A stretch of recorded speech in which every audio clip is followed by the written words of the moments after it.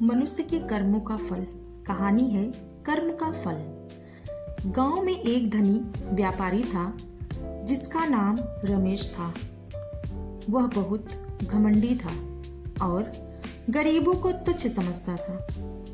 उसके पास ढेर सारा धन था, लेकिन दयालुता और विनम्रता की कमी थी।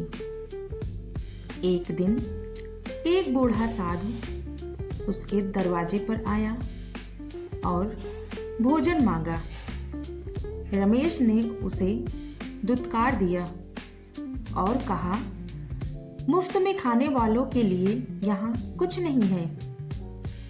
साधु मुस्कुराया और बोला, बेटा, जो कर्म करोगे वही फल मिलेगा। अहंकार का घड़ा जब भर जाता है तो एक दिन फूट ही जाता है। रमेश ने उसकी बात को मजाक समझकर अनसुना कर दिया।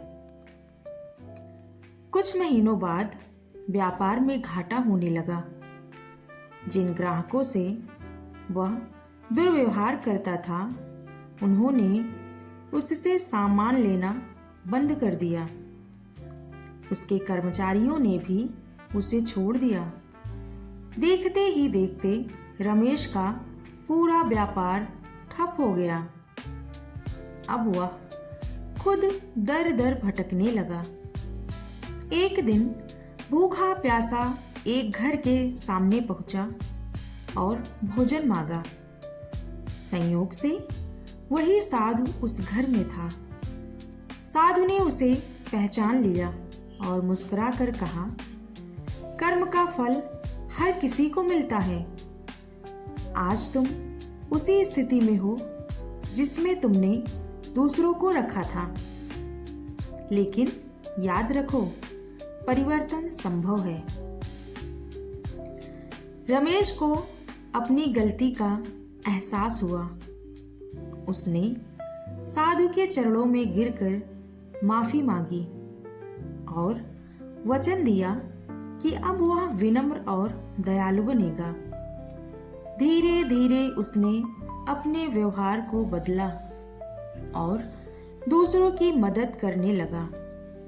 समय के साथ उसका भाग्य भी बदल दिया और वह फिर से सफल व्यापारी बना, लेकिन इस बार विनम्रता और करुणा के साथ। सीख, कर्म का फल अवश्य मिलता है, इसलिए सदा अच्छे कर्म करो। दोस्तों, कहानी आपको कैसी लगी? आप भी सुनिए और अपने बच्चों को भी सुनाइए। ऐसे ही रोज प्रेरणादायक कहानियाँ सुनने के लिए चैनल को सब्सक्राइब करिए। अच्छी लगी हो तो लाइक करिए, कमेंट करिए और हमें बताइए कि क्या ऐसे वीडियो की आपको नीड थी।